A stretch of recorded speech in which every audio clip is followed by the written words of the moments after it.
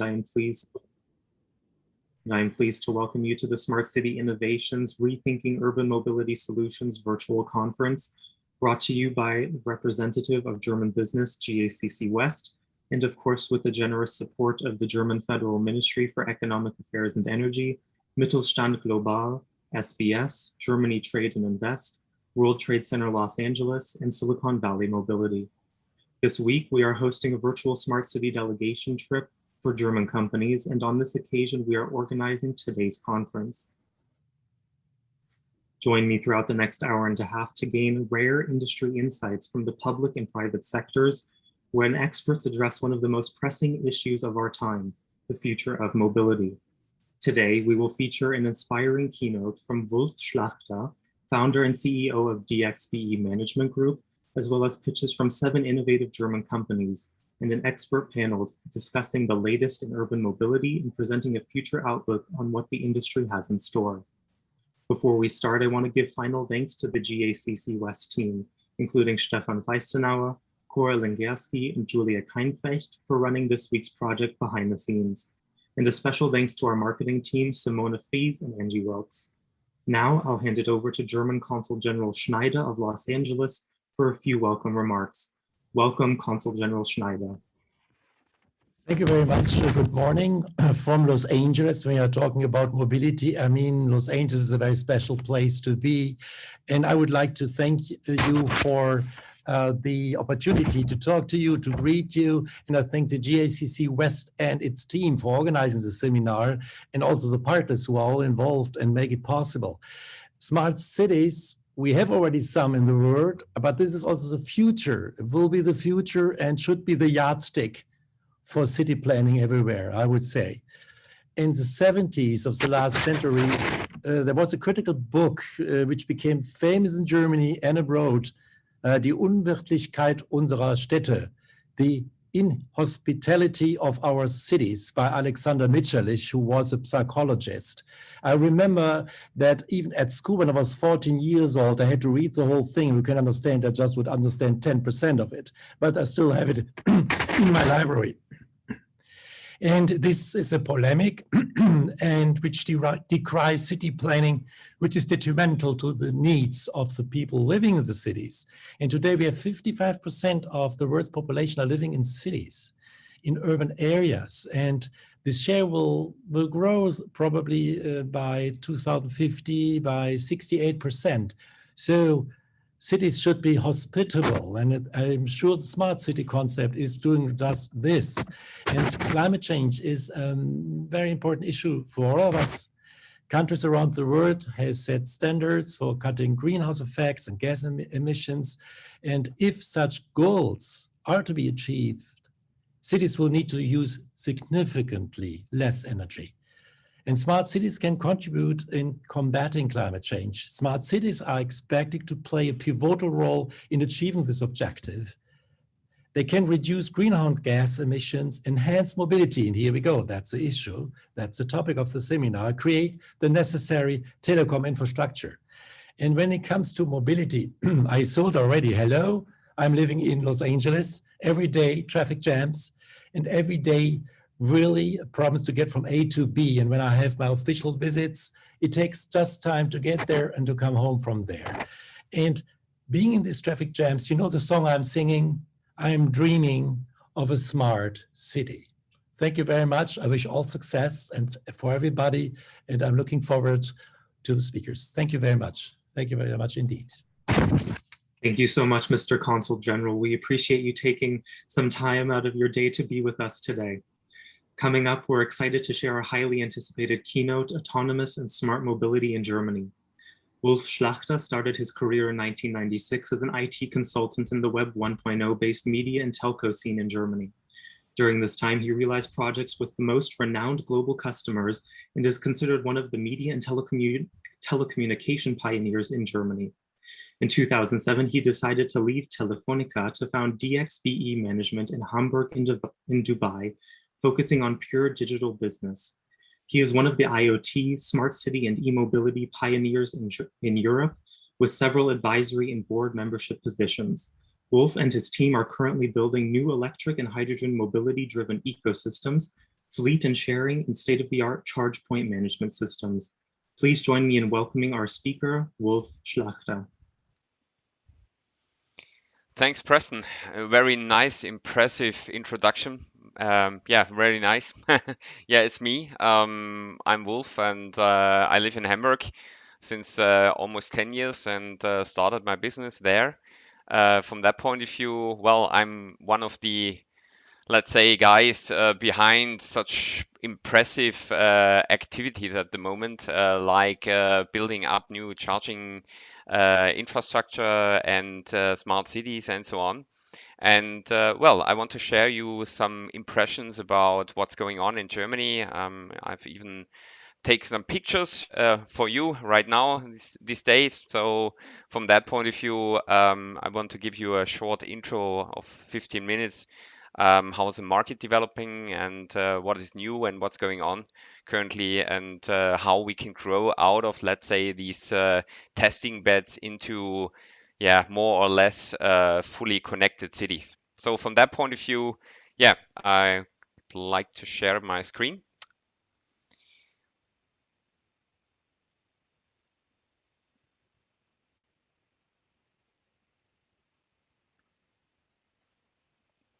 So it should work right now.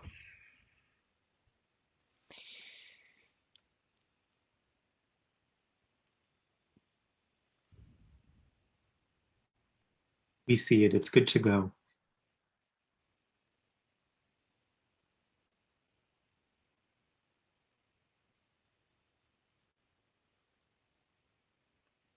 Preston, does it work? So Yes, I yes. still have, We see it on our yeah. end here. Yeah. It's all good. We see the title screen on our side here. Okay, so you see the cool values slide Yes. so far. Okay, perfect. Yeah, so moving ahead, you just mentioned I founded the XBE in 2007, decided to leave a large telco, moving into the big business so far. So I had already at this time the customers. And so for me, it was, I would say, a little bit easier to move into new business, digital business models. Because I came from Telefonica, I had, let's say, the connectivity side in my hands, but at the end of the day, I want to build solutions, and that means not only thinking about SIM card selling and so on. So I was more focused on solution selling, and this was one reason why I decided to leave and found a company in Dubai. Why Dubai? At this time, well, it was the one of the key players which were interested in, yeah, building new ecosystems, and even the Expo 2020 was in mind. And so we decided to found in Dubai and build the first, let's say, use cases there. So intelligent taxi, commuting systems, intelligent lighting systems to know how many cars are on the road, where are the traffic jams, where we can steal, let's say, the cars. So this was generation 0.1, a little bit like the web 0.1 from my history. And so I decided to grow the business with lots of partners. And after 1.5 years, I decided to move into the German market and found some very interesting use cases with Bosch, with ABB, with Siemens, and so on. So this was my first approach into moving into, let's say, smart mobility and smart cities. Later on in 2010, I was confronted with Elon's ideas to, well, we want to build charger parks in the US, and so I thought, well, if this journey will start in Germany, I want to be the first one also on these activities. But you could imagine that in 2010 it was more or less like this, that no German OEM was thinking about EVs or electric vehicles and cars and so on. So it was a long way. The project was called European High Power Charging, and in days it was, some days it was nearly dead. The next day it was hyped, and so it was a little bit up and down, moving 4 steps ahead and 5 steps back. At the end of the day, well, I am the founder of Ionity, so the first European high power charging network. So I was a little bit faster than Elon with only 120 kilowatt charger at this time. So I started with 350, and that means charging speed and charging times are much dense or even faster. And from that point of view, I grew through the market, especially on these electric vehicle and infrastructure activities. Founded lots of other startups, also did some activities for BMW and Daimler. Additionally, in Germany for lots of energy suppliers or utilities. And so my network grew into, let's say, European wide. And since a few years, well, we are working with around 40 people in e-mobility and smart city projects, focusing on, well, the next big thing, say it like this. So we were also involved in vertical takeoff and landing systems. We have defined from the, let's say, business model side as well as from the technical side. So, well, I've built kind of a digitalization hub, and that's what we are doing since a few years. Very successful. And nowadays we have customers from Australia to Finland, or even in the US and South America. And of course, in this sustainable city world, well, you have some mega cities which are, well, where we are working on projects, as well as in smaller cities, local activities. And so I want to share a little bit of that, what we are doing currently, where we helped big players. For example, I took out my second home city, Hamburg, what's going on there. And so far, I want to show you some pictures.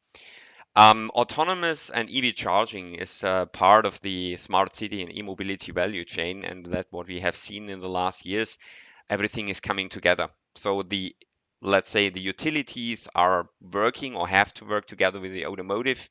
This was in the, let's say, in the times of 2015 or something like that. It was not nearly impossible that someone from the automotive was speaking with a utility guy. So it was a divided world. Everyone was thinking, I have built my own ecosystem. And from that point of view, I always or often played, let's say, the bridge builder or the bridge maker between both sides. And from that point of view, we are running together with Volkswagen a project in Hamburg, which is an autonomous driving use case. Maybe you heard about.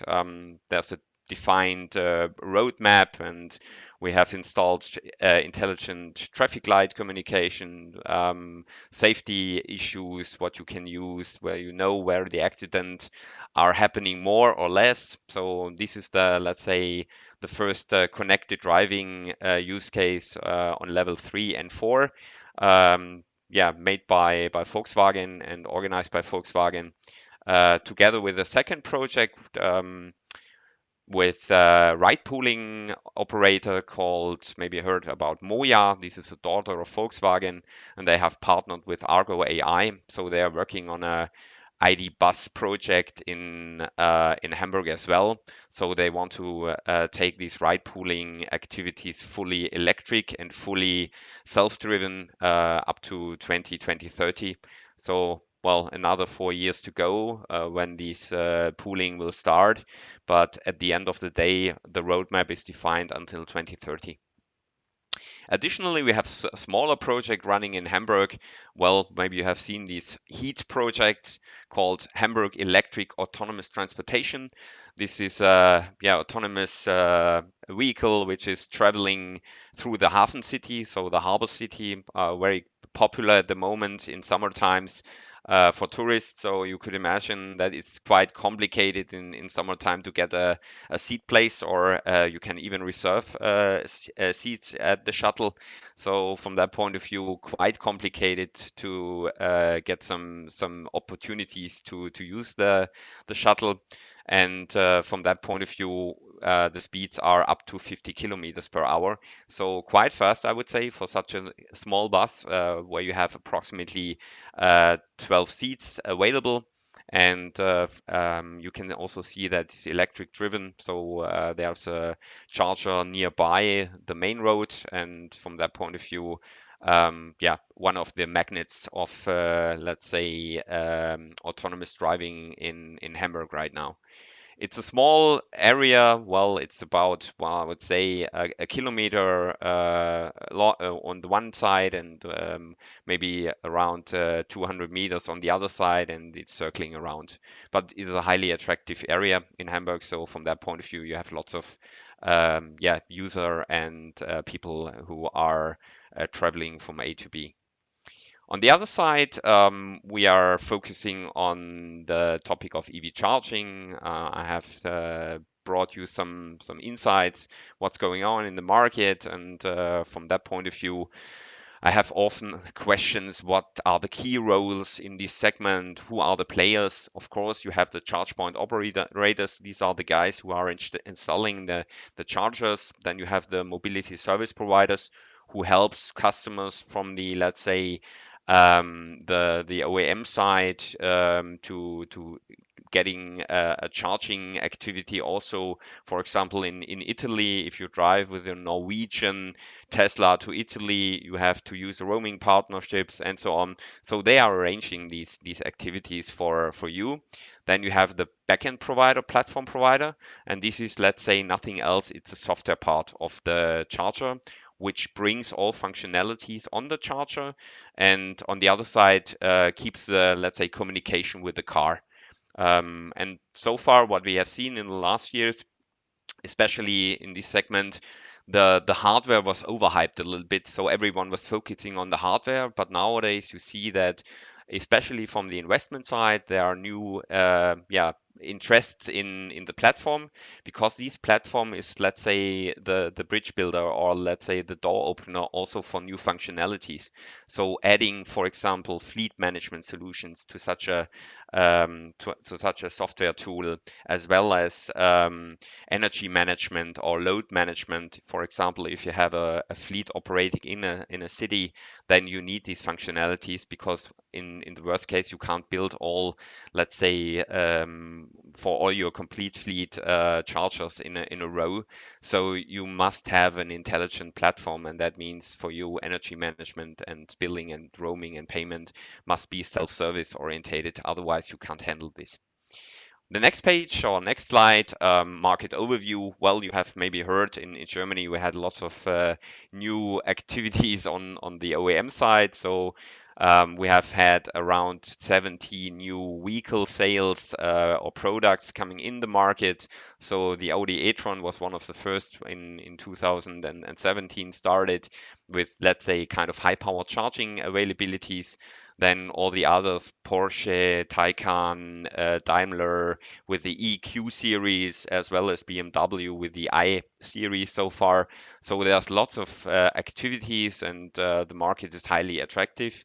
And in the COVID times, you have seen lots of new car sales, and that's what, or a lot of people thought about, well, let's renew the car park, or buying a second car, and this is electric, because you have also seen some regulations in the city. So, for example, the dirty diesel are no longer allowed to drive in the city, and these regulations were quite packed together with, let's kind of say a kind of a stimulation of the market. And so far, if you buy a new EV, then you have the chance to get additional funding from the state, and that means around 9,000 euro per car. And so it's quite attractive, and that's a reason why you see, especially not only in Germany, also in other parts of Europe, like Norway, like France, and UK, that the amount of new EVs are growing extremely. What we had a little bit in the past was also this plug-in hybrid segment. Slow charging cars on fast charger, this does not really fit. So you see, especially in cities, there are some regulation in charging times coming up, because, well, if you have the fast charge opportunity with DC charging, then it makes no sense to allow these, let's say, slow charging cars to charge for more than 2 hours. And you see a little bit regulation is needed, otherwise your business cases will fail, and can't be successful, for example, as a charge point operator in the market. On the next slide, we see some nice pictures of what's going on also in the urban area. So at the beginning, we were thinking about, let's say, slow charging, 11, 22 kilowatt charger on AC side, as well as 50 kilowatt charger on DC side. What has happened? We have seen new installations of charger parks and also in the city, not only close to the motorways, what Ionity started or Fastnet started in the past, so in 2017 and 18 in Europe.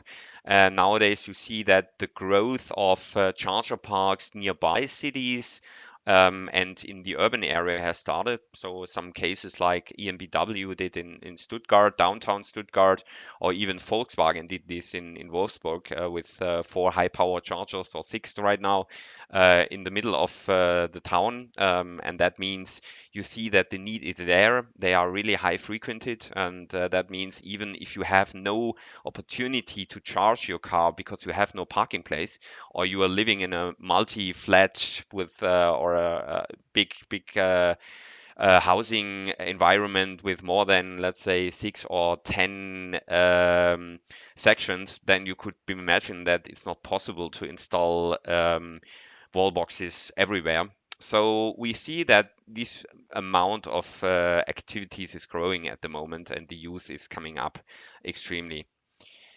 On the next slide, well, we had some, I also mentioned some COVID insights. So we sold a lot of cars in the first 6 months of 2020.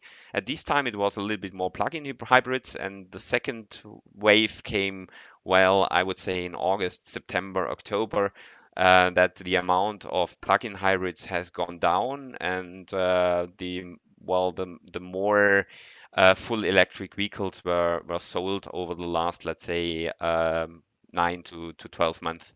So this was the movement out from, let's say, plug-in hybrids into full hybrids or full electric vehicles. Additionally, while we had some interesting fundings from the European Commission as well as the German government, the first funding was around 500 million euros for charge points in Germany, building up at nearly all petrol stations or interesting destinations. And there was another 300 million funding a few months ago where especially, let's say, home charging and workplace charging were supported by these initiatives. I would say that without these initiatives, we wouldn't have this growth and this amount of cars and even chargers in Germany. Well, it was a driver, I would say, or it is still a driver, and the demand is so high that at the moment, if you would like to buy a wall box from the shop, maybe we have someone from Mobility House also later on in the panel. Maybe he can tell us a little bit about what's going on there. So you have to wait even for more than 6 months in some cases to get a charger be delivered. So well, the demand is huge, and from that point of view, lots of activities going on. So the charging market and the players is simply described. We have seen not really Chinese players in the German market or even in the European market because the market is very segmented. So it's very small and you have some specialities, especially in some countries. So Italy is quite complex with tax. Germany is quite complex with Eichrecht. And so from that point of view, we haven't seen, let's say, a disruption from Chinese companies in Germany or in Europe in general, depending on these, let's say, hardware and software packages. On the other side, well, we have a growing amount of vehicles. That means we need also new charge point manufacturers coming up. In some cases, we have seen some players from Italy, from Australia, and where else. So there's a lot of movement, and from that point of view, also interesting field for utilities and also for electrician companies currently installing charge point infrastructure. On the other side, well, the outlook for 2025, still growing market, and I believe that we will have a more than tripled market or quadrupled market in 2025. So maybe you heard that in the last half year or nearly half year, we had almost 1 million battery electric vehicles being sold. So from this battery electric vehicle, say it like this, were around 70% or 65% were plug-in hybrids and 35% were full electric. But I would say at the moment you see that the battery electric part or the amount of these cars is still growing because some OEMs has already announced that they will not build any plug-in hybrids later than 2023 or 24. So from that point of view, yeah, enterprise software companies are also coming up. So we have seen some players in the European market like SAP or Oracle. They all want to move into this segment, and so it's quite interesting to see what's going on, especially in the software world and software activities right now. Yeah, last but not least, yeah, continues to accelerating double-digit growth rates, what we have in EV charging sector. And from that point of view, we have a mass market scale in nearly all European countries.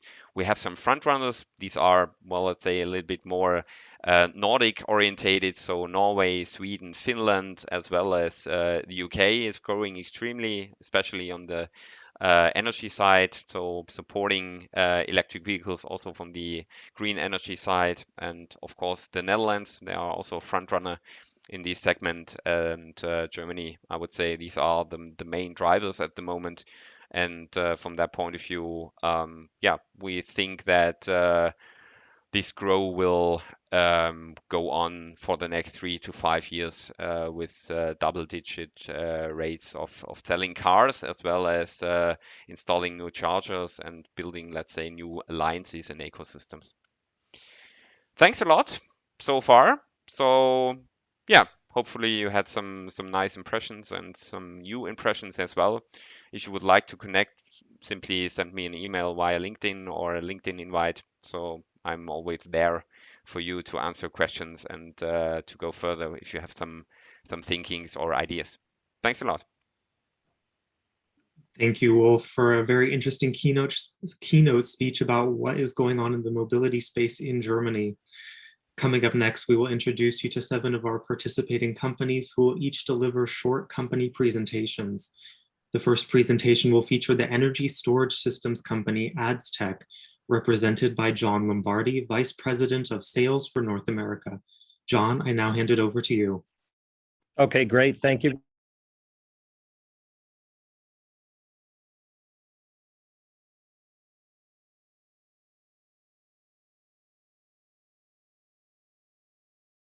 Looks like we had a technical issue there. Hopefully John will be joining us again. I'll pass it now over to Managing Director of Atlatech, Henning Leitgan, who is working with his team on HD maps for autonomous driving and simulation. Henning, are you there? Yes, Preston, I am ready to present. Give me a second here.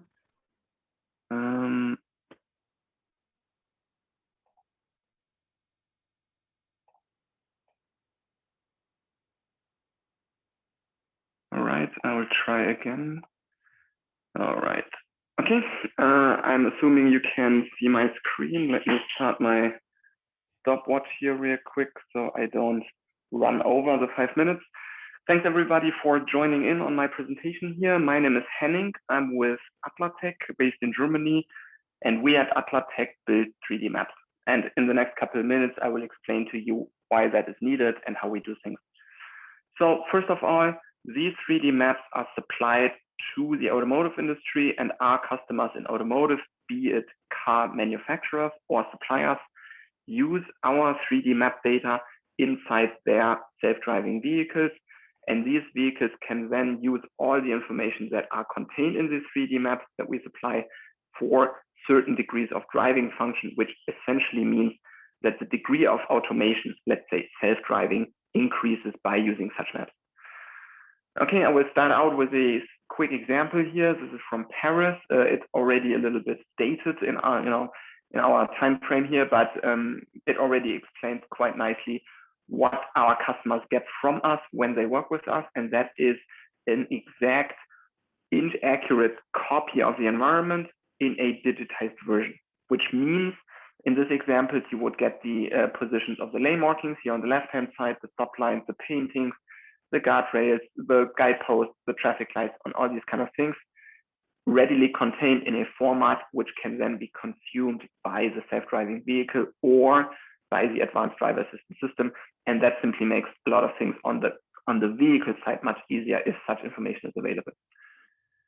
Essentially, it means that we go out, scan these roads, and then run our software that we have built ourselves on our side to extract all the relevant information.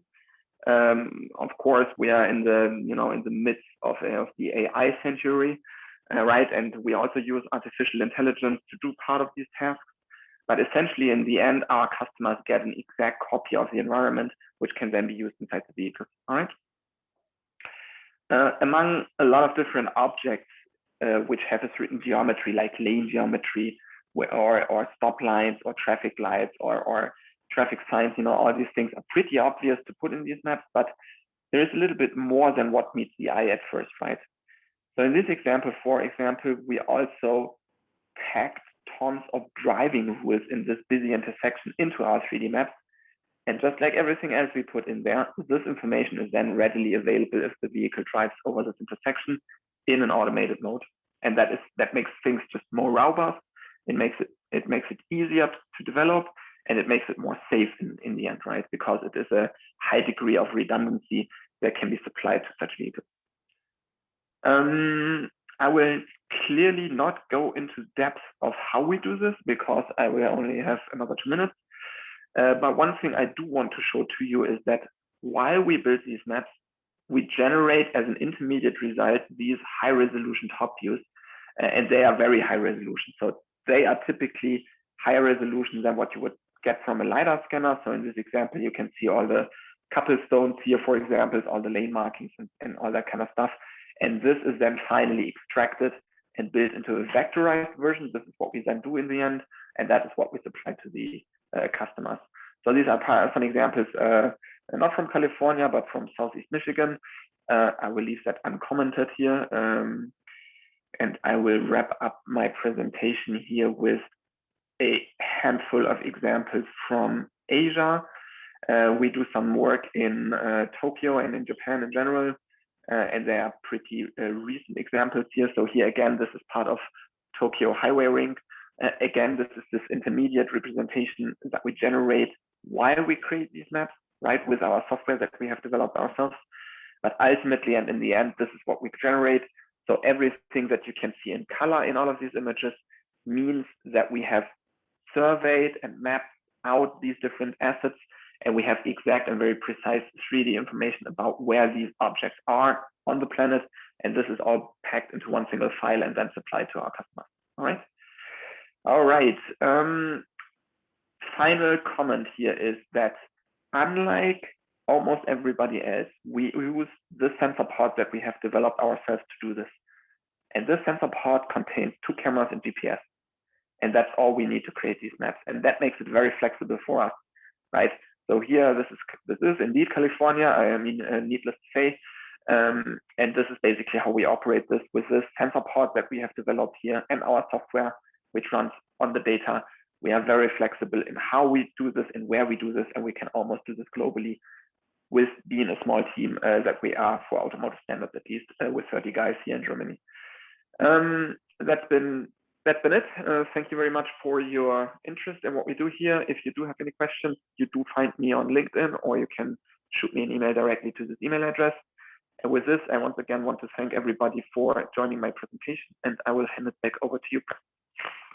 Thank you so much, Henning. Great presentation. I will now hand it back over to John Lombardi from AdsTech. I see that you've joined again. He's the Vice President of Sales for North America. John, the floor is yours. All right, great. Thank you. Let me start my timer here. So I'm John Lombardi. I'm the Vice President of North American Sales for ADS Tech Energy. I wanted to start just to kind of give you a quick overview. Many of this, a lot of this you probably already know.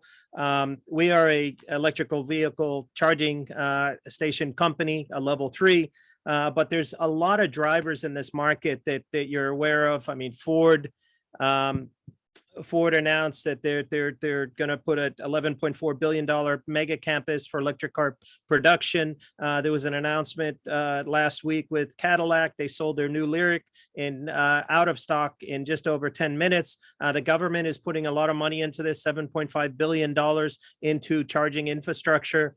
Right now in the US, you can get it to a gas station in 5 minutes. It could take you 30 minutes to an hour to get to an EV charging station. So there's definitely a lot of incentive, a lot of interest, given that by 2030 in the US, it's expected to have 50% of the vehicles being EVs. So right now there's about 50,000 or so EV charging stations in the US. That's going to grow to 300 to 500,000. About 10 to 20% of those initially will be level 3 charging stations, and that will grow over time to 2030. So just real quick, a little bit about ADS Tech. I mean, we're based in Stuttgart, and the company is a 40-year-old company.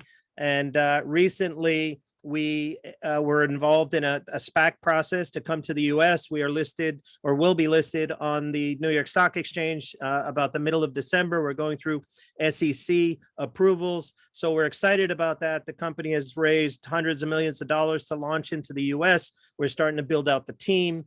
Very excited about that. The company origin was in BMS's, battery management systems. Then we developed some lithium-ion batteries, then container energy management solutions. And really what I want to talk about real quick in the 3 minutes I have left is our storage system, our EV level 3 EV 320 kilowatt battery assisted EV charger. So there's two components to this. One is the dispenser, and then we have what we call a battery buffer, which is consistently or constantly taking a charge from the grid at a very low rate, 30 kilowatts to 100 kilowatts, charging that and then using that to quickly charge the vehicle, and it could be in as little as 10 minutes for more than 100 miles of charge, or up to 30 minutes for a full charge.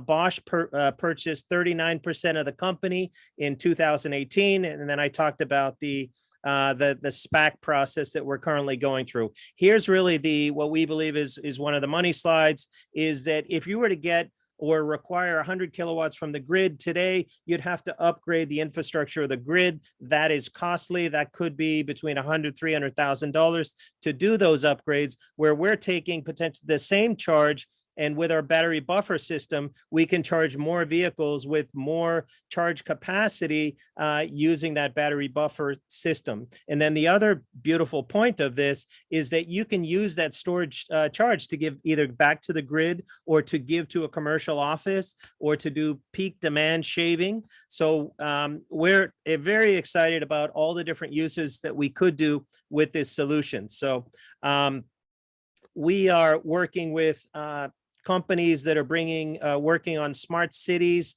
We are working with tier 1 banks. We are working with tier 1 gas and oil companies to bring this to the marketplace. Obviously, with energy companies, there is a huge project. It's an electric electric highway coalition in 29 states right now, from Texas all the way up to the Northeast. There's more than 20 electric companies are involved in that, to create these electric highways so that you can avoid having any sort of angst or any fear of running out of energy. So we're going to be deeply involved in this in the US space. Very excited and to be here. You can find us on ads-tech.com.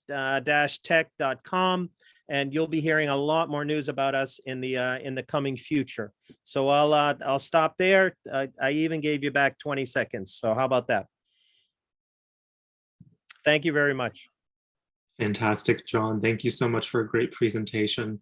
Our next presentation is brought to you by Andre Euler, Key Account Manager at Base Labs, a company that has a great solution for sensor fusion for advanced driving systems.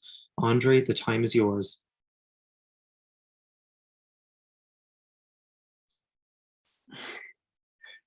Great, Preston. Thanks for the great introduction.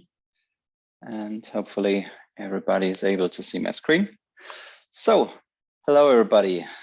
Just a few words about Base Labs. Base Labs is a spin-off of Technical University in Chemnitz from 2012. So we have now around 10 years of experience in sensor fusion software development. And this is our strong focus for ADAS and for highly automated driving. We are around 50 employees, and we have a big shareholder with Vector Informatik, which owns 49% of the company, and the other 51% are owned by the 4 founders of Base Labs. What's driving us at Base Labs? Yeah, so we want to make safe automated driving for all vehicles and mobility services. And of course, we want to reduce accidents, especially with pedestrians. We are trying to enabling environmental perception for quite challenging use cases, such as it is in urban environments, or when we're looking for automated valet parking, which is a big topic in ADAS development nowadays. And how should we do this? We want to enable automated driving for everybody and for all types of vehicles by reducing the development costs and make it more resource efficient. And we do this because nowadays, I would say every big company is doing sensor fusion development by their own, and 80 to 90% of the code they need to do a sensor fusion for radar or camera systems is quite same. And so we tried to invent a standardization here and provide sensor fusion as a product. Yeah. So what we provide at Base Labs is a sensor fusion library, which means we provide a tool to our customers, and our customers can invent their own sensor fusion system for their dedicated sensors setup, radars, cameras, lidars, whatever they have as an input, and make their own sensor fusion software. It's a white box approach, and it's ready for serious deployment. So all the code we provide is already tested and has an ASIL-B standard. So let's have a look to the 2 products we provide. So we have one product already in place.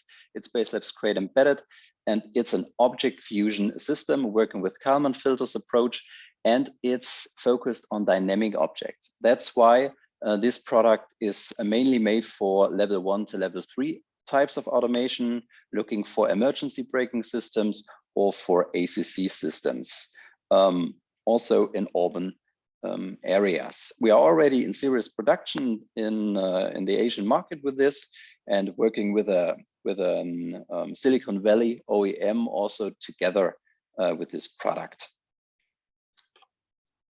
Just to give you an example how it looks like. So we have a graphical configuration where our customers can work with this. You can see it more on the left side of the screen, and you can see on the right side of the screen what is the outcome. So we have a typical highway situation here in Germany, and you can see all the objects that have been tracked by this front camera and front radar system. So the radar is marked in blue, camera is marked in red, and you can see that all the detections and the objects are tracked here with our system, just as an example. We have a second product which we bring into the market this year.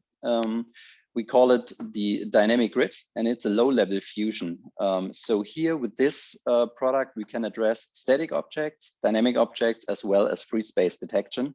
And this means we can use it for level 1 to level 5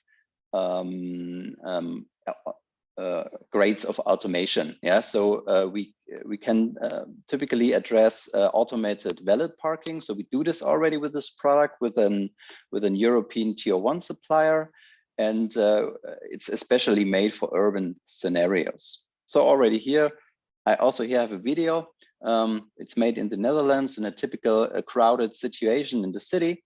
And we can see on the left side just a video of what's going on in front of the Ego vehicle. And we can see on the right side with a black color here, the outcome of the dynamic grid. And you can see all the traffic participants, also bicycles and pedestrians are highlighted here. The black area is the free space, the gray area are the static environment, and everything that is a bit colored represents dynamic moving objects. Okay, so that's it from my side. Just a quick overview of what we can offer to you. And please, if you have any questions or feedback, contact me on LinkedIn or write me an email. Great. Thank you so much, Andre. Fantastic presentation. Up next, we have Peter Kalinowski, CEO of Noventik, focusing on positioning solutions for vehicle autonomy. Peter, the floor is yours. Thank you, Preston. Let me share my screen.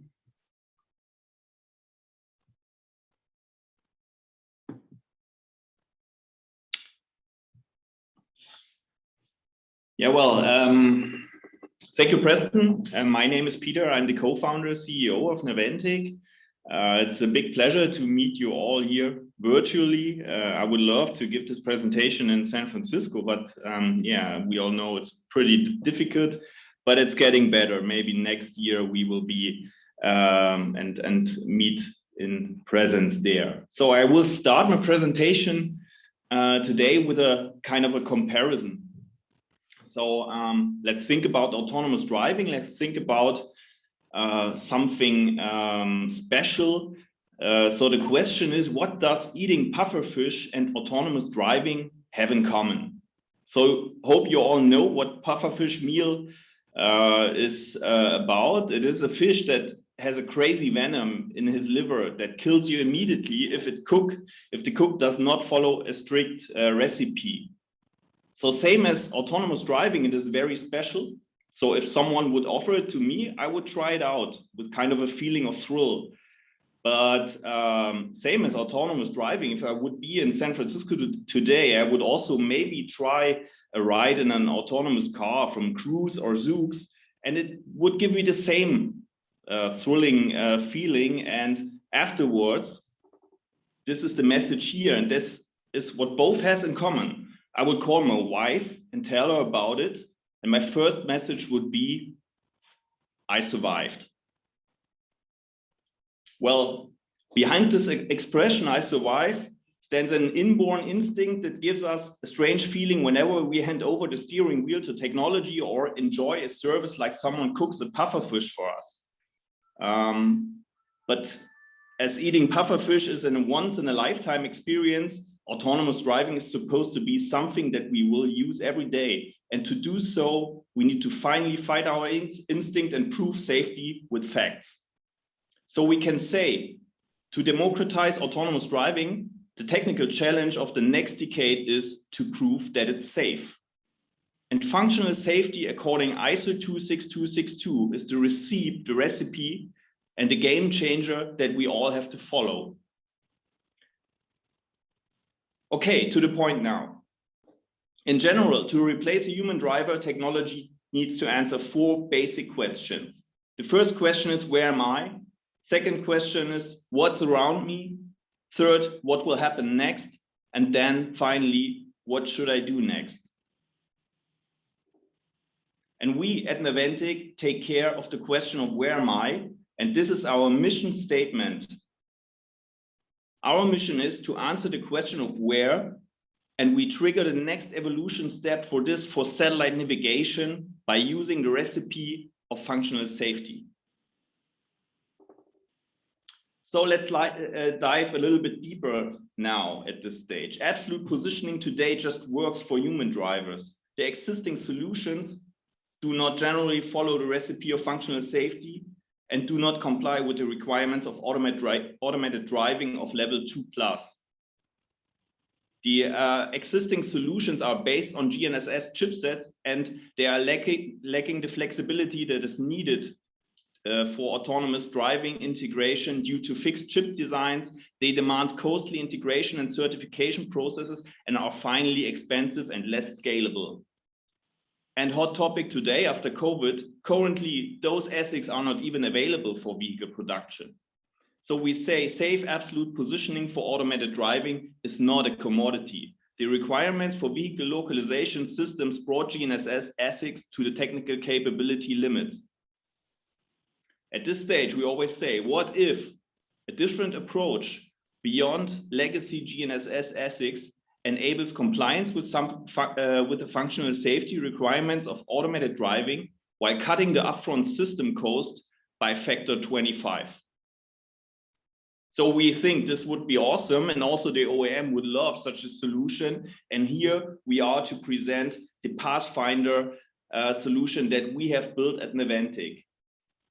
Our technology is a whole new approach for satellite navigation. So our technology fully removes the legacy concept of a positioning system that is based on hardware by software. So based on our software defined radio, we just use embedded C++ libraries that are built according ISO 26262 to provide the positioning for automated driving. Based on SDR, we are able to reduce the hardware content of a positioning system to 4% and to provide functional safety based on specific integrity algorithms that are distributed between our software components. We overcome the limitations of fixed ASIC. Thank you so much. We're currently out of time, unfortunately, at this point, but thank you for this great presentation, very detailed. Okay, I just want to take the chance to invite anyone who is interested to work with us or to participate in our Series A. We have a great team, we have a great commitment, we have already performed projects in the United States, and we look for POC project partners in the automotive space and also for robotic applications. So join our vision, just contact me on LinkedIn, just contact me directly on my email. Thank you, Preston. Fantastic. Thank you, Peter, for joining us on a fantastic presentation. Now, a company whose mission it is to create an emissions-free energy and mobility future, the Mobility House, represented by Managing Director Gregor Hintler, will be presenting. Gregor, the floor is yours. Gregor, are you there? If not, we'll be moving on. With sustainable mobility in mind, Max Kösling, Business Development Manager for Sitkar, will present an eco-friendly solution for e-cargo bikes. Max, are you there? I'm there. Thank you very much. I will share my screen. And I hope you all can see that. I start my timer. Okay. Hi, nice to meet you. I'm Max. I'm the head of sales at Sitkar. We are setting new standards for smart mobility in the last mile. Let me introduce my team shortly. At the left-hand side, I have Jonas Krämer. He's the CEO and founder of Sitkar. In the middle, I have Stefan Reth, the managing director. And on the right-hand side, I have Andreas Schäfer, the chief officer for all the technical things. In total, we are now 37 employees here at Sitkar.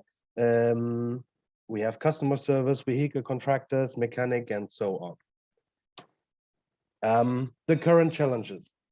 We have increasing air pollution. We have impact of traffic. Therefore, we have longer delivery and arrival times. We have reduction of parking spaces in the cities and increased costs. We have parking costs, and in Germany now the CO2 taxes, which are the main problems here. The vision. We wanted to compare the best of a bike and the best of a car to our vehicle, the Sitkar, which you see on the right-hand side now. And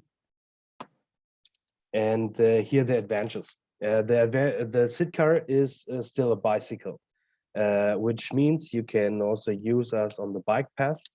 The driver came right to the finish because of the cabin.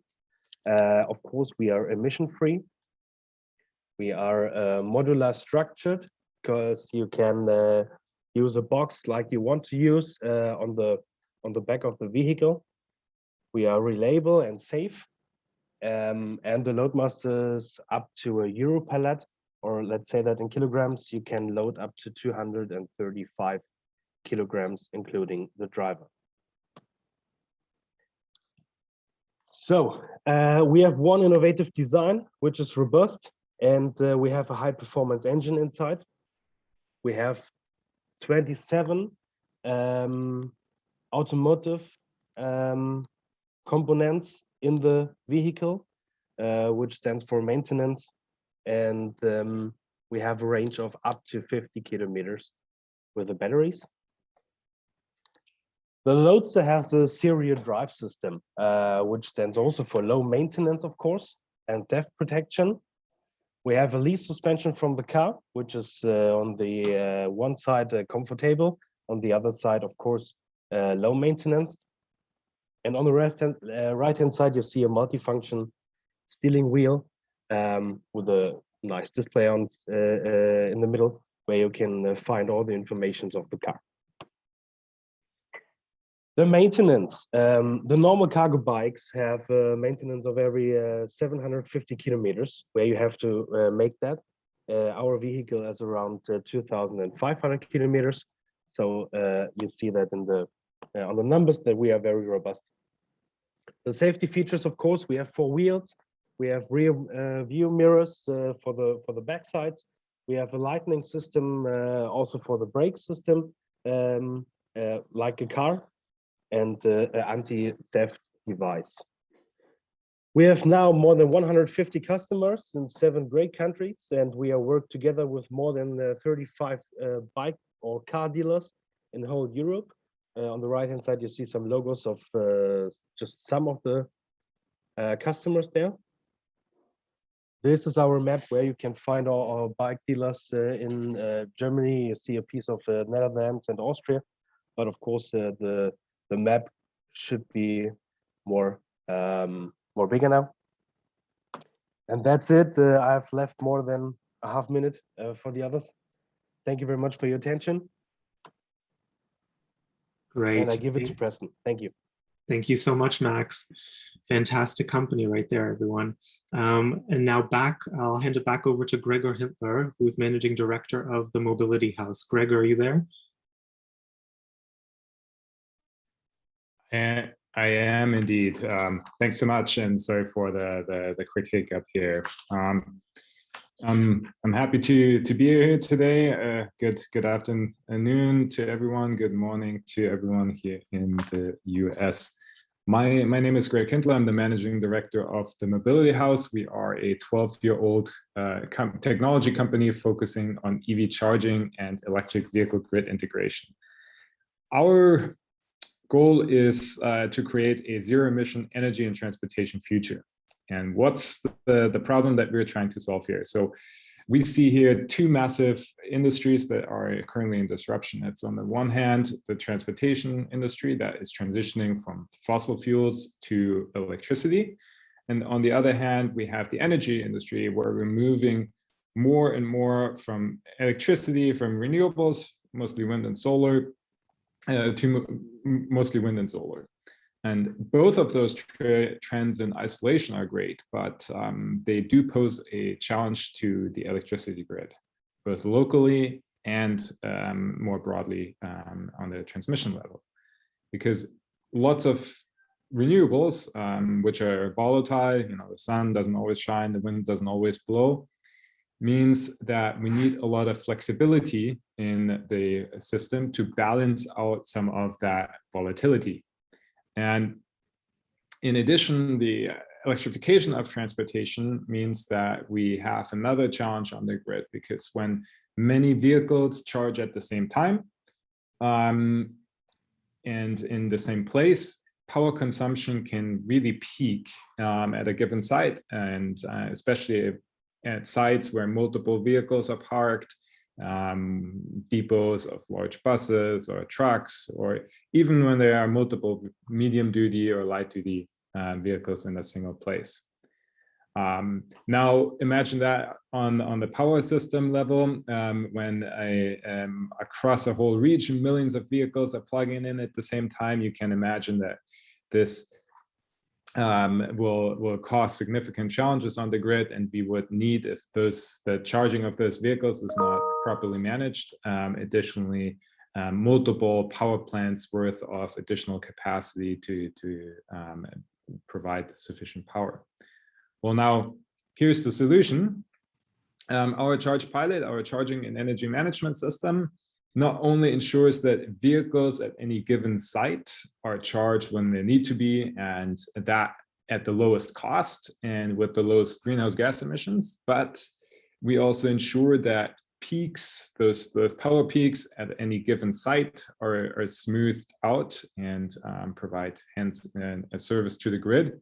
And then more holistically speaking, we ensure, our algorithms ensure that vehicles are charged at the time and as much as they need to be, such that the electric vehicle batteries in the will become a source of flexibility to the broader power grid.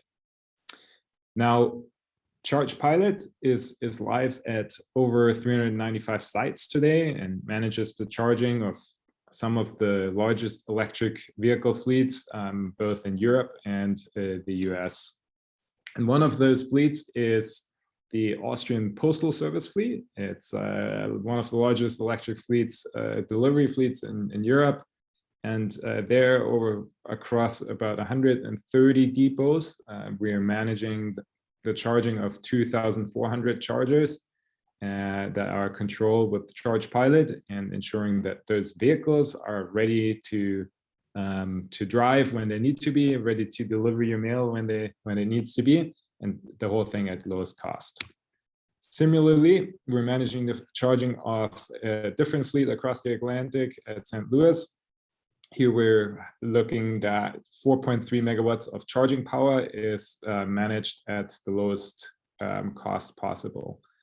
And then finally in Stockton, just about an hour and a half from where I sit here in Silicon Valley, we have deployed Charge Pilot with the school bus fleet of Stockton, and saving the school districts hundreds of thousands of dollars every year. Now, all of this we cannot do by ourselves, so we're working with some amazing partners and customers. And if you don't see your name there, please do not hesitate to reach out. We want to build this new fantastic world of zero emission transportation and energy, not by ourselves. We want to do it together with you. And who would you reach out to? Well, we are a company, a global technology company with over 200 folks from 25 different countries. And we have offices in Germany, in the US, and in Switzerland. So we hope that we can welcome you at one of our locations in the future. And thank you very much.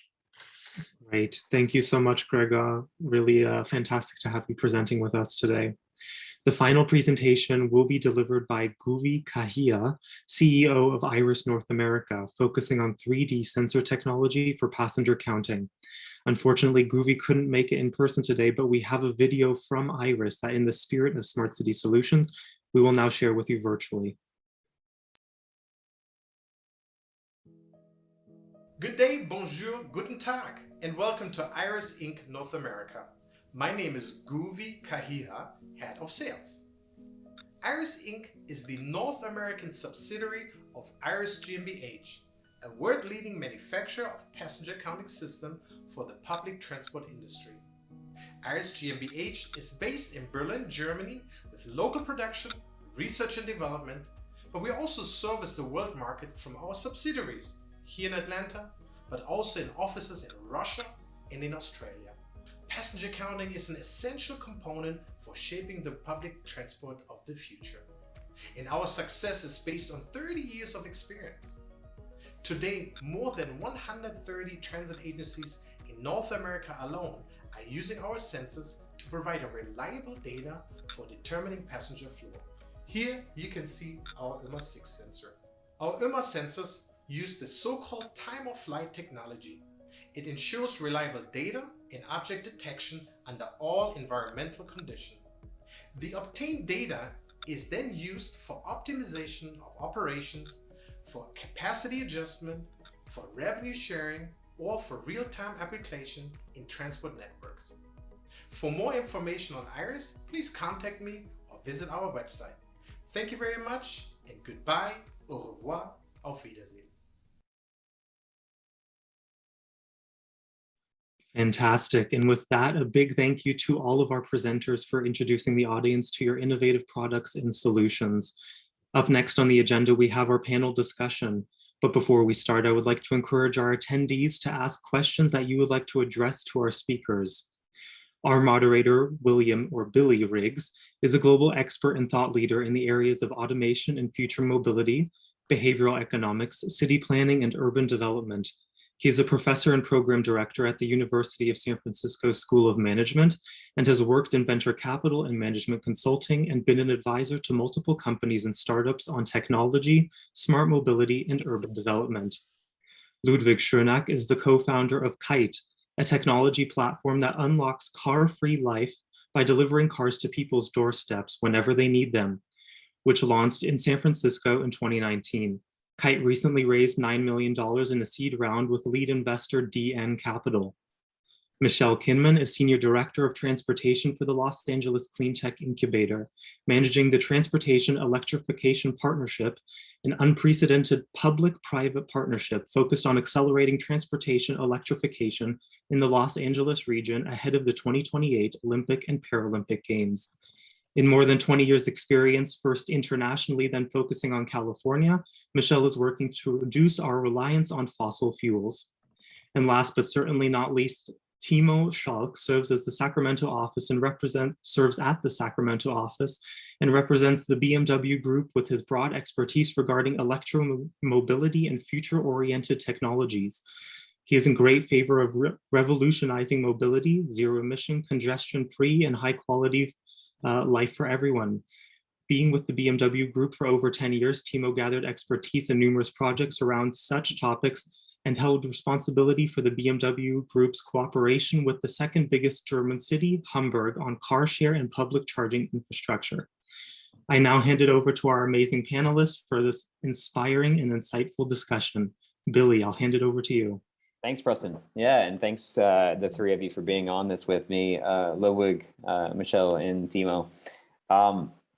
We got a lot to talk about, and there's been an amazing, some presentations. I was wondering when the self-driving bike was going to be presented. But super interesting place to start. And maybe in terms of where kind of we want to go, I mean, I think it might be interesting to just start off with kind of,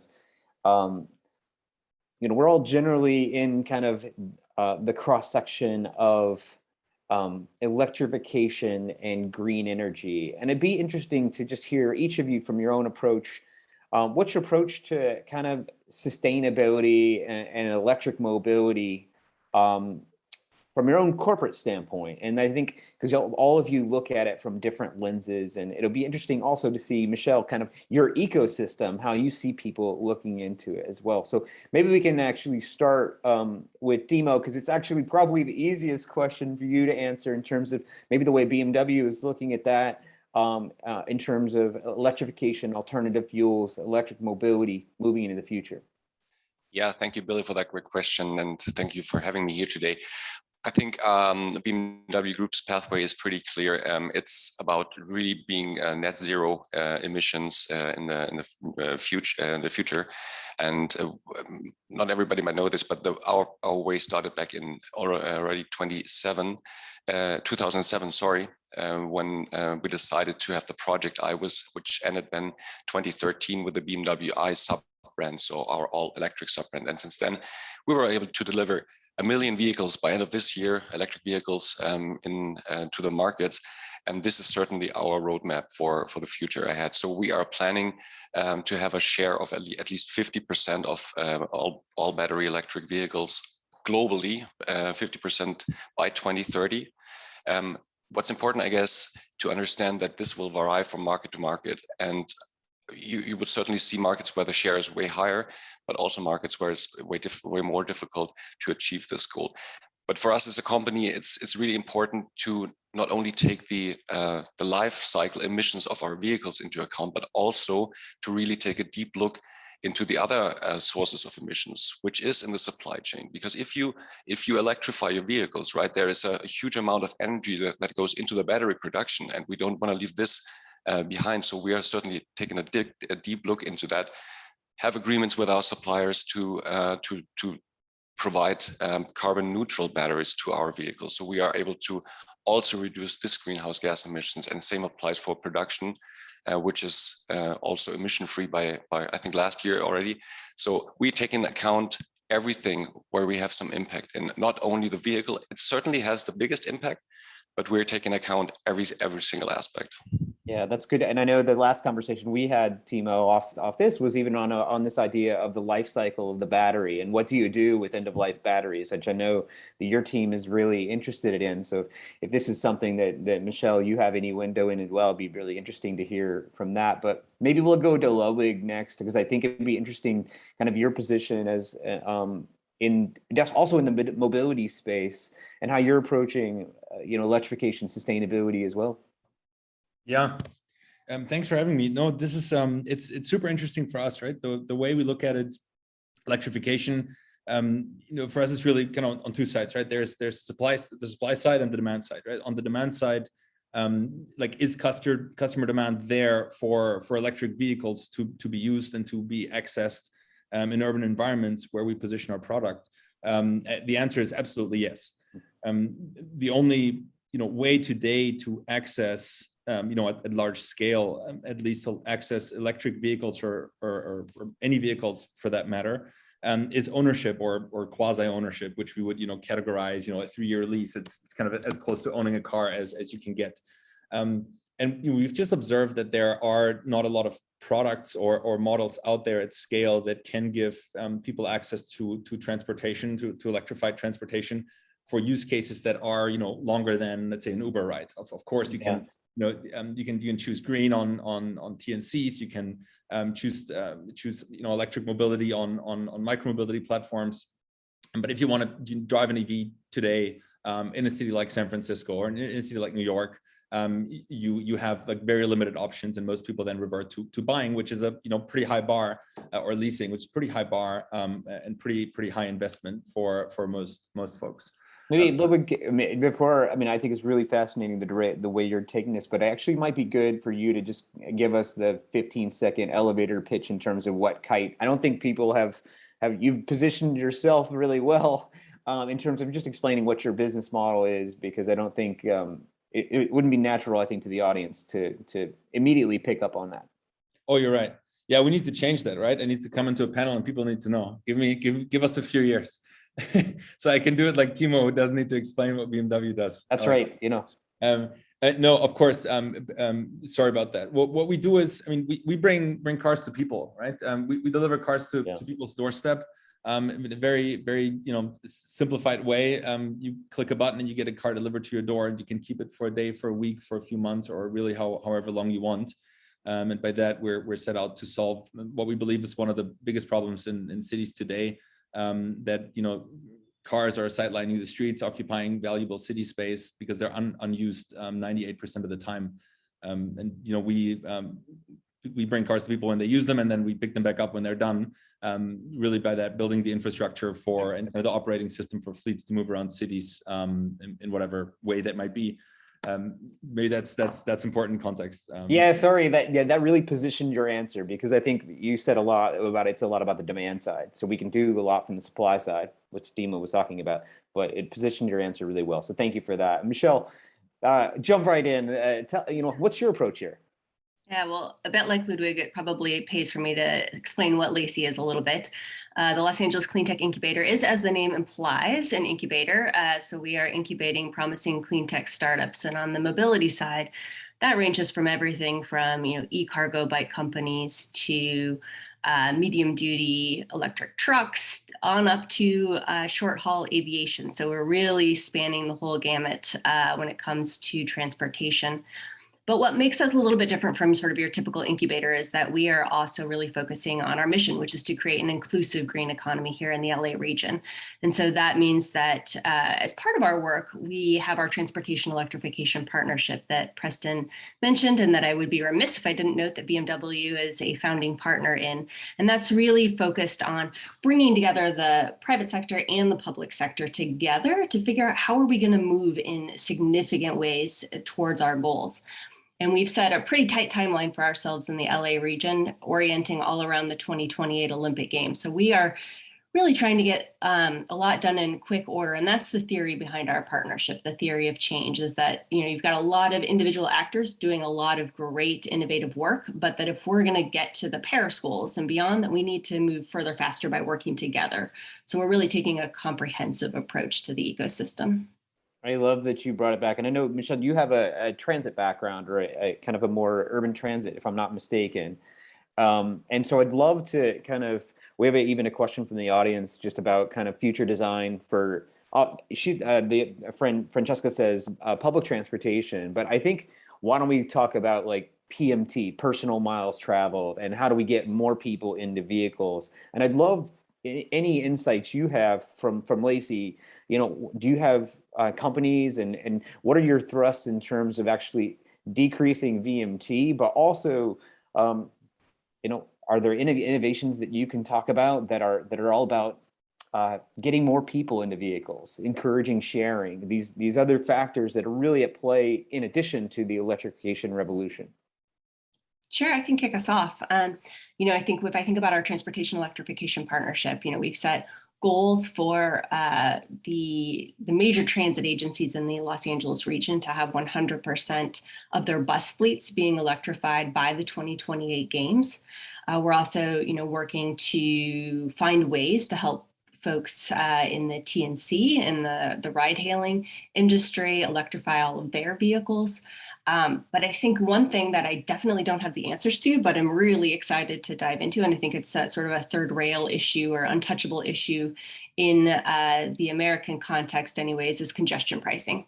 I think, we've done a lot of work, we being, the ecosystem, to think about the carrots to help folks, put aside their single occupancy vehicle, move into shared and public transit. But I think that's going to need to be complemented in many cases by the sticks. And we need to be thinking about congestion pricing and pollution pricing and how these things work together as we move forward. So definitely don't have the answers, but think that's where we need to be heading in our conversation. I love that you're thinking about that. And I think this is also something that we can put a pin in, because I think it's an innovation space that may be untapped. But it's also one of those spaces where companies like BMW, companies like Kite, can have a role in how they price and how they, I view one of the things that we can do is facilitate partnerships between private sector, public sector, to really help us achieve some of these goals. And it sounds like that's really, so one of the things you're focused on. But one of the things you really brought us to this idea of kind of the city, the smart city, which is one of our themes for the day. And I'm going to want to talk about maybe, what should we be thinking about in terms of smart cities and positioning both our new companies that we're incubating, but also established companies like BMW, emerging companies like Kite. What do we need to be thinking about in terms of our urban infrastructure, our smart city infrastructure, to really make electrification, automation, e-bikes, make all that stuff happen? And maybe Michelle, maybe you want to kick us off, and then we will go back to Timo and then to Ludwig, and just feel free to chime in, all three of you. Sure, I can kick us off. I think there's a lot to unpack there. There's a ton of infrastructure that's necessary. It's a hot topic right now, obviously. Just go with first in mind. What's first in your mind? Let's unpack it one by one. First in mind right now for me is funding. Quite frankly, because there is so much focus at the federal level in the US right now around infrastructure funding, and really making sure that significant funding is allocated at the federal level, and that we get that funneled down to our cities as quickly as possible, because it's going to take a lot if we're thinking about infrastructure for electrifying not only passenger vehicles, but also our buses, our trucks. So funding is the first thing that comes to my mind right now. And I'll pass the baton over to Timo, maybe. Yeah, certainly we do have an opinion. I think today there is a huge gap between the single occupied private personal vehicle and like public transit. And we've seen some pretty nice presentations earlier in the session, right? And I think there were some nice ideas in that. And I think the most pressing and crucial factor will be that the political environment, but also that people really want to have this change. So the citizens in the cities, they really, I think we have to create a positive framework where it's desirable to make that change, to make the first step into that change. And what Michelle said, it needs a carrot, but it needs also a stick, but the carrot needs to be really glossy, so it's really desirable to have it. And I think the solution will be to have a nice blend of, and certainly Ludwig, this is something for you, you need a nice blend between the private vehicle, which always will have a justification, and the public transit, but there's so much space in between, and we should create an environment where this new companies can evolve, and you will certainly see something which never ever anybody thought about it today, but maybe in 10 years time from now, there will be services and whatever that's really desirable. And I think that's really the best way to go, to not, to really make it attractive to people to make that first step. That is certainly one of the biggest challenges. Ludwig, anything to add? Great. Yeah. I mean, I'll say the obvious thing as I kind of represent the private sector. Regulation in the transportation space doesn't always make it easy to innovate, and there's still I'm saying obvious because funding is there, right? I think there's a lot of appetite in this space. We're seeing a lot of appetite to go into all forms of mobility, right? The market is flooded in the past decade with 40 billion in private money flowing in. So I don't think we can really complain. But then regulation can make things faster and easier. I still hear a lot of colleagues really struggle with those elements, and spending just a lot of energy on finding a way to work with governments, be that airports, be that local cities, be that municipalities or states. The other thing, I mean, we built this company around just pure raw consumer centricity, right? And we think there's no way to regulate people into EVs. We just need to build products that they love, right? There's no way to regulate people into public transit. We just need to build, we just need to meet customer standards.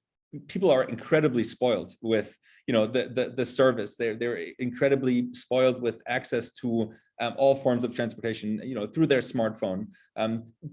Brutally seamless processes, right? Just the smallest hiccups. I mean, if we're a minute late, we're late, right? So I think there's just again, focusing on the consumer, will solve things. If we give people a better offer in public transit, if it makes sense, they will go that route in masses, right?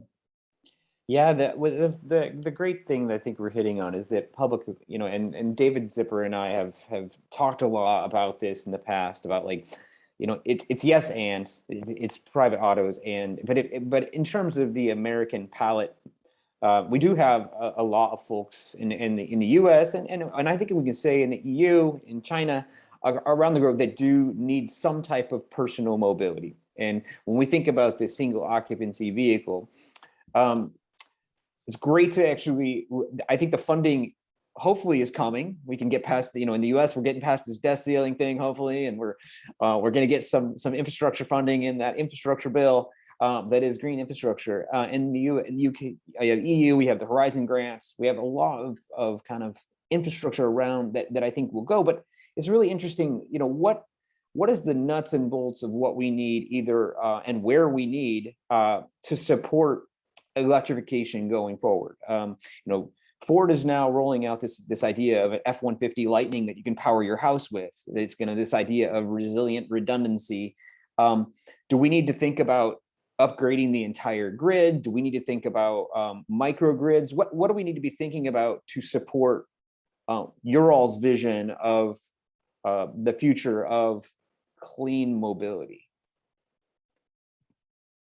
I would say yes, we need all of those things. And I think that's, because I think it's really important. One lesson I learned very early on is that, there's no one consumer, right? There's no one traveler. And so we really need the whole suite of solutions to be able to give people the choices that are necessary for their day-to-day trips from point A to point B to point C. So I think we're going to need, all of those solutions as we move forward.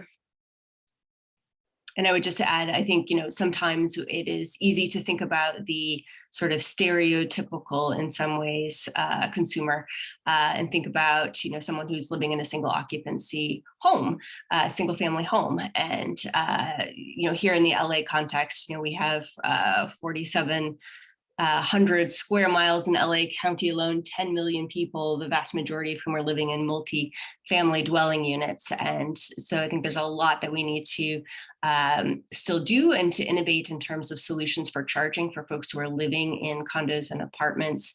The other big area that I would see moving forward is really thinking through the placement for and the grid capacity to power chargers for trucks, both medium and heavy duty vehicles that are going through our cities. That's going to be a really important area in terms of the future of our cities, in terms of reducing greenhouse gas emissions and air pollution, and really thinking through where you place those chargers to be strategic within our cities. I mean, if I can jump in, Michelle, that's what I wanted to say. Charging is for electrification is just crucial. Everybody knows that. And the next step will certainly be really to figure out, referring to what Ludwig said, you cannot regulate people into electric vehicles, right? And we need to find out where we spend the money in the best possible way to really meet people's expectations and demands. So that needs to be a blend of home charging, because that's where people come usually every day. So they spend a lot of time. This gives opportunities for peak shaving, for managed charging. So also taking some pressure off the grid if necessary. I mean, we have a lot of stress here in California in particular, and also then added with fast charging. Not only along the big routes, but certainly in hotspots. But we need to really figure out how this blend should be, because that will be crucial in the end. We cannot expect people to really adopt their lives to save a certain amount of their time to charge their vehicles. That has to be just to go, right? And if I can make some benefits, even, I mean, we have a nice project here, started I think in 2017 with PG&E, the local utility, Charge Forward. And the idea behind that is that the demand for charging is usually not in line with the supply of renewable energy. You certainly have a huge amount of solar energy here in California in particular, but people tend to plug in their vehicle when they come home. So the demand is only in the evening, or mostly in the evening, while we have the supply of renewables during the day. So the idea of that project is that together with the utility, the smart charging infrastructure makes a suggestion when to really charge the vehicle, depending on your personal determination. I need to leave at that point of time, my car needs to be charged, right? But that's one option, how we can align better the supply and demand. And the nice thing, the customers can get some cash back. So there's something in for everybody. This, I think, is really one of the solutions for the future to better align what people want and what we can offer, or what we can supply. And that I would just want to say, Dimo, that requires some policy leadership, right? That that both that's infrastructure as well as regulation that allows for that. Yeah, totally. I mean, we are rolling this project out now. It started here in California. We're trying to roll it out to go to the East Coast. But due to the landscape here of utilities in the United States, it's really, really difficult, because I don't know how many. I think it's over 5,000 utilities across the United States. And actually, we would have to make a contract and find solutions with each of those. And that's incredibly difficult, of course. So that's why I'm saying that the political framework has to really be in a way that's such a solution. And there are certainly numberless of those that they can really evolve quickly. And this is not only in the United States, this applies for Europe and Germany in particular as well. I think building on what Michelle said, that there's not one consumer, I couldn't agree more, right? And talking to thousands of consumers, what it ultimately comes down to is that they weigh three factors heavily when making any type of transportation decision, right? It's the convenience, the speed, and the cost, and they weigh them dramatically different, right? I think the single family home owner, particularly in large cities, probably weighs convenience, just way heavier than cost, given just differences in disposable income. But at the end of the day, these are the three, right? So I think when we're spending energy on mental energy and time on solving these problems, we ultimately need to solve for these three factors, right? In different ways. We just can't rely on people's appetite for green energy or for green transportation to make decisions away from kind of these three kind of core needs when it comes to transportation. So when it's, again, it's very simple, right? If a bus makes most sense on those three factors, people will use that bus over their personal vehicle, right? If not on the vehicle, really ever since I lived in San Francisco, those things are, they're simple, right? If it would make most sense for me from a convenience, speed, and cost perspective to own a car and drive it to work every day, I'd be inclined to do that, right? But I'm really not, because the solutions are there, and I think that's what we need to thrive for: satisfy consumers on really their basic needs for transportation. That's great, and I think what we're seeing also in terms of this acceleration of clean tech, and I think or clean mobility solutions, and this benchmark, and particularly in California and some EU states, that we're seeing this 2035, 2030 goal of all clean vehicles. And one of the folks in the chat was saying, like, well, this, you've got to clean the energy production as well. And I think we could acknowledge that. I mean, it's a little peripheral to what we're doing, and we're seeing a lot of acceleration of geothermal, of wind to hydrogen, of all kinds of cogen activities, even for electricity production. So I want to acknowledge I think that is happening.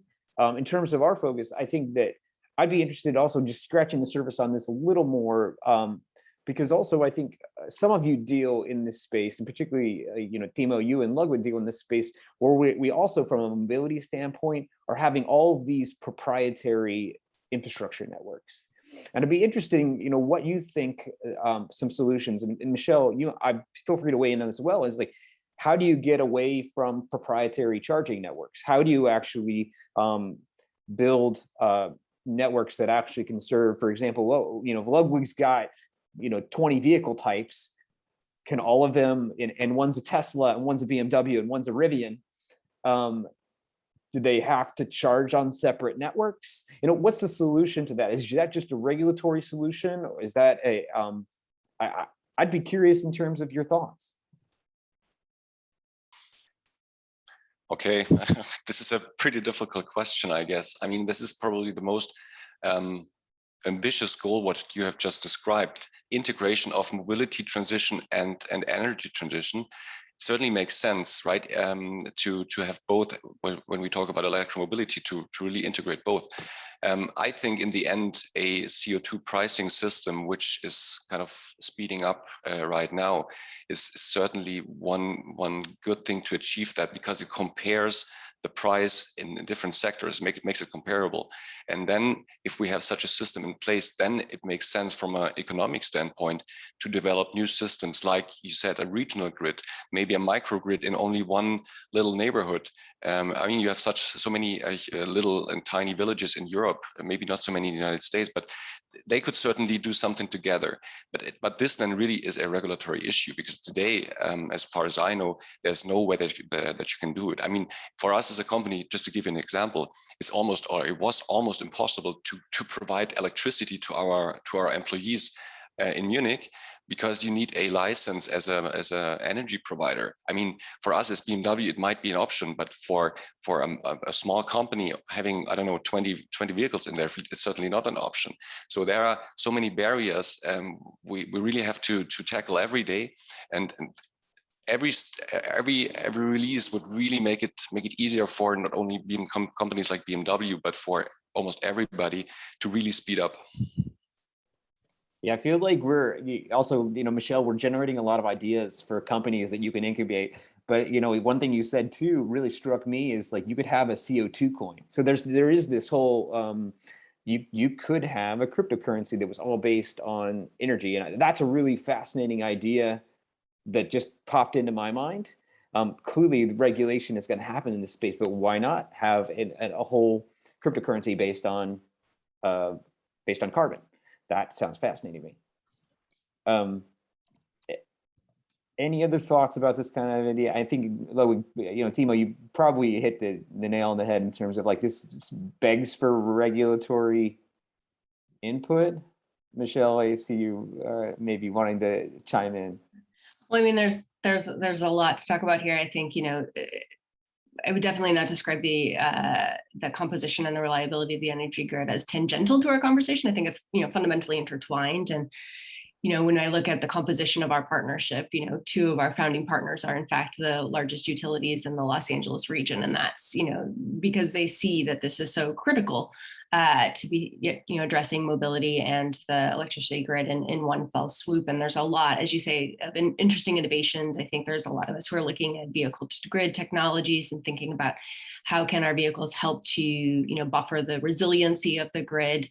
So there's a lot of interesting innovation happening in this space. I'm certainly no expert on the interoperability of our charging systems. I know there has been regulation here in California, I'm sure elsewhere as well, to not only make sure that the technology is interchangeable, but then also thinking through the payment for the consumer, right? As an EV driver myself, I have so many different cards for so many different companies, but there is regulation here in California to ensure that there's also the credit card option for folks who may not have signed up for a particular company. So that is one, relatively easy solution that's already on the table.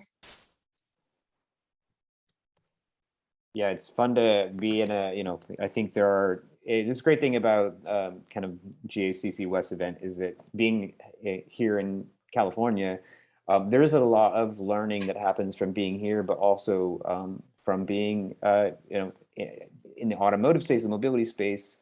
A crazy amount of innovation has come to us and has been from German companies. And I think that's really an asset of this organization that they've been able to do. Team Ludwig, maybe we could just transition a little bit to kind of, I'd be interested, we've heard from a couple companies in kind of the automation space today. And I'd be curious, maybe it's a little bit, it's probably, Timo can probably tell us some stuff, but he'd have to kill us. But maybe it's a safe place for you, for particularly for your business. How does automation fit into this? And I know we can talk about, let's keep it at maybe like real automation now. And what does it mean in 10 years when we may have what we all call a level 5 vehicle, something that can drive in almost all conditions? How does that fit into what you're doing? Yeah, it's a great question. And we like to look at it in kind of different time spans, right? There's today where there's really not a lot of automation. There is a scenario that I think everybody that's kind of looked deeper into the space shapes their own hypothesis about when level 5 automation within cities or on highways will really be kind of available for the masses. And then there's everything in between, and the in between part is really what's extremely interesting for us.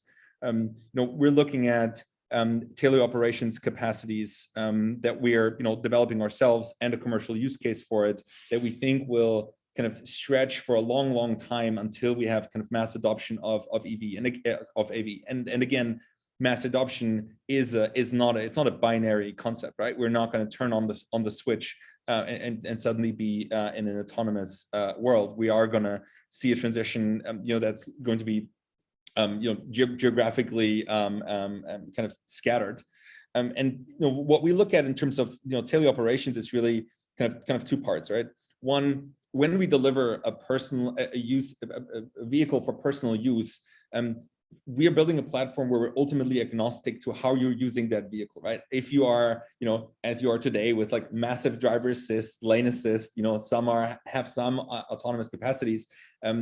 Once you get into the vehicle, we want to get you on the road for a couple of days, and we think that the hardware will catch up and the software for you to drive and use time differently while you're in that individual vehicle.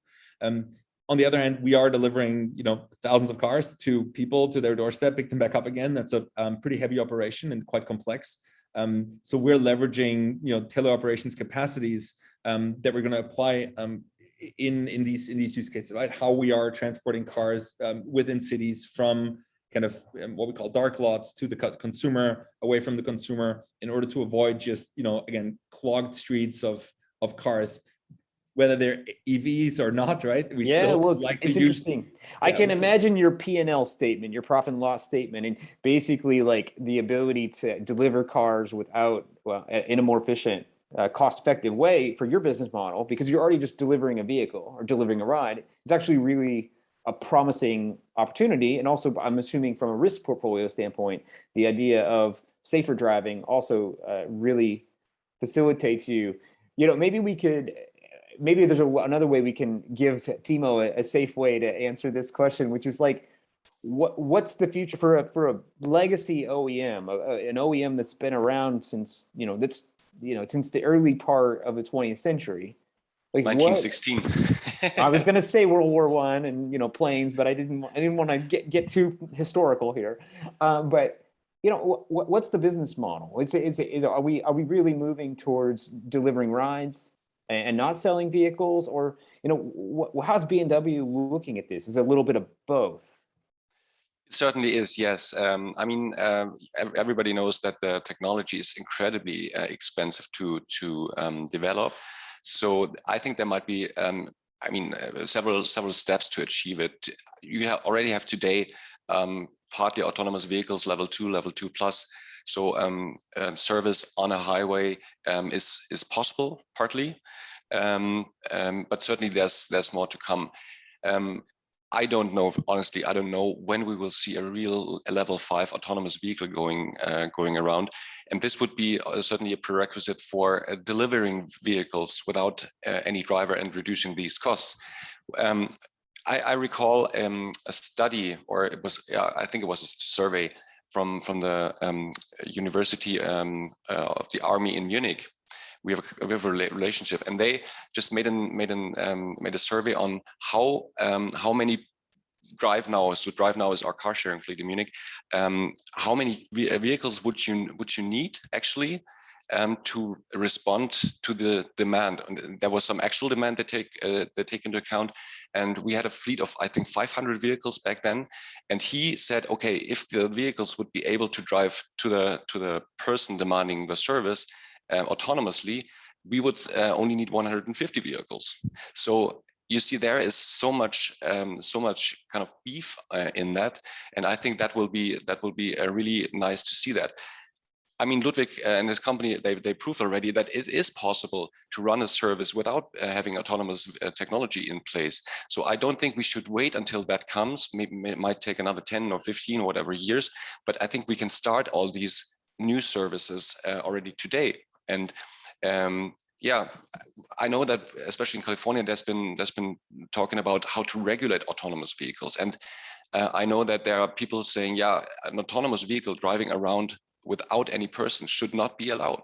I think you should really think twice, because then a service like Kite might not be possible, because the vehicle then would not be allowed to drive to the customer. But that might be a nice option for people to really not have that many vehicles. So I think it's pretty complex in that sense. Thanks, Timo. And Michelle, do you have anything to add here in terms of like, and particularly, I mean, the transit accessibility piece? I think is really, would be interesting, the way you brought in equity right off the bat, and I'd be really curious, kind of, what your thoughts are about this. Yeah, in terms of autonomy, we have not, as Lacey or as our partnership, really set autonomous vehicles as our end goal, in and of itself. We've certainly recognized from the beginning that the autonomous future should be electric and shared, and that's sort of where we've put our emphasis. But we haven't really, pursued specific policies, regulations, or pilots that are focused on autonomy to date. We have just recently welcomed Waymo into our partnership. And so I think, we're interested in exploring what they're doing, what their hopes are for the Los Angeles region, and seeing how their lessons can be applied more broadly. But it isn't something, just to be totally honest, that we've squarely addressed in our work to date.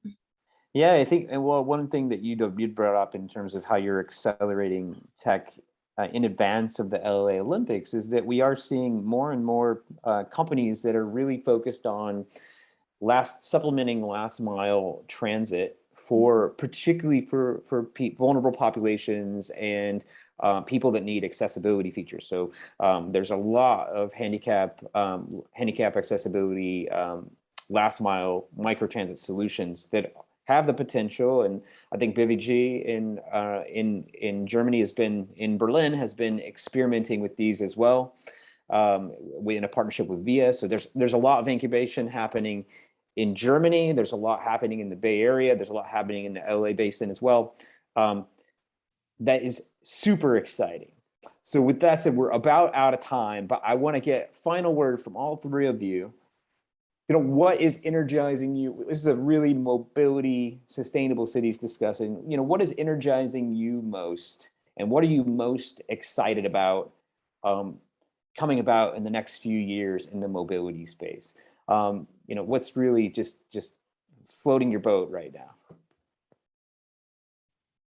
Michelle, want to kick us off there? Sure, I'll do that.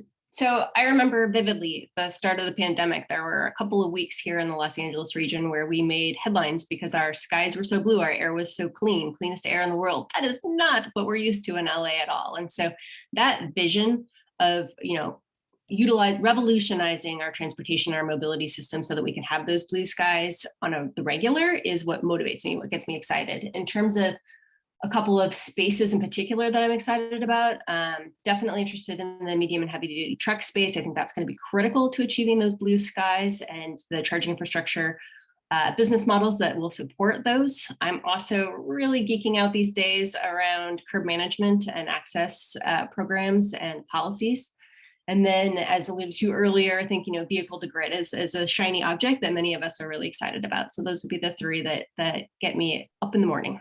Yeah, and I want to put a plug in for one thing you did say. When we think about the logistics equation, really have to start thinking about the shipping industry and our ports, greening our ports. And I think that's really important. Timo, when I was had my students working with BMW, it's one of the things they keyed on immediately, that maybe this is an opportunity space for BMW to continue looking at like the heavy duty space. And what about these long haul shipping trips? So it's really important, I think, for us to think about societally, but also in our innovative companies. So Timo, I'll throw it to you. What's exciting you?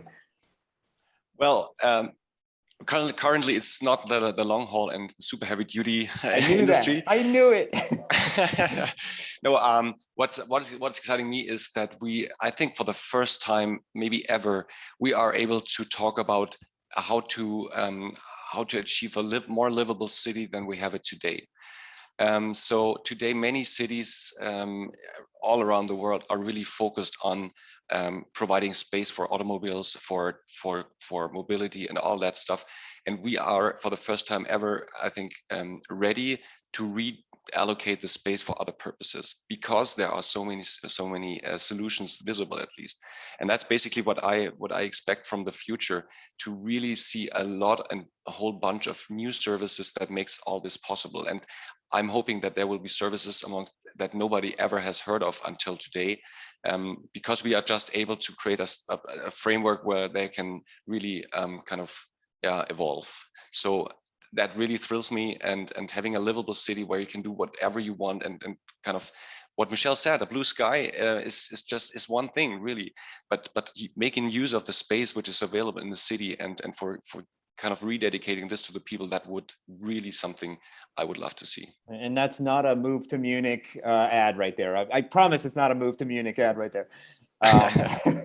Lovely. Final word. What's energizing you? I'm incredibly energized by consumer behavior change that we've seen in the past. I mean, just really 2 years, and just how it's been, how certain dynamics have been accelerated, right? Be that delivery of everything, right? Cities putting more attention on how we live, how we get around, how goods and services get delivered in cities. Incredibly energizing for me to see that. I'll say something that Timo's not going to love. I'm energized by the effects of the chip shortage. Maybe we don't need to build 10 million cars a year in the US. Maybe there's room for more sharing, better utility of the individual asset. And while I know BMW is hold for a very long time, I think there is a path to just a more efficient system, right? With fewer cars utilized better, more purpose-built vehicles. So while I know it brings a lot of hardship on the industry, also on us in all transparency, I'm energized by the disruption that it brings.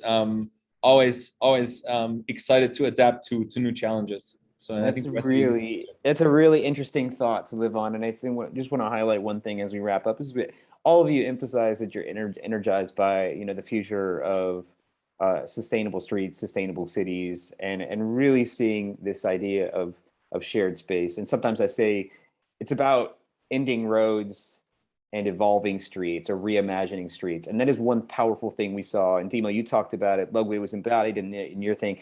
And Michelle, it was everything you said today was aligned with this idea of some of the benefits, maybe the silver lining from COVID-19 was we rediscovered our cities in a way that we forgot, that they can be greener, they can be more natural, and we can see this multimodal future really manifest, hopefully, in the near term. So with that said, thank you so much. We're out of time. I'm gonna hand it back to Preston. Thank you for having us. Really appreciate it. Thank you all for joining us today. I really hate to interrupt this conversation. I think the knowledge that you're all sharing with us is so valuable and so great as we look towards the future of mobility in our smart cities here.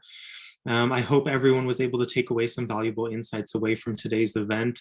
And I want to say a warm thank you to all of our speakers and the panelists and our moderator, and wish the program participants the best of luck for their future expansion plans to the North American market. It's been a pleasure walking you all through today's program, and I appreciate you for tuning in to find out what's coming up in the mobility industry.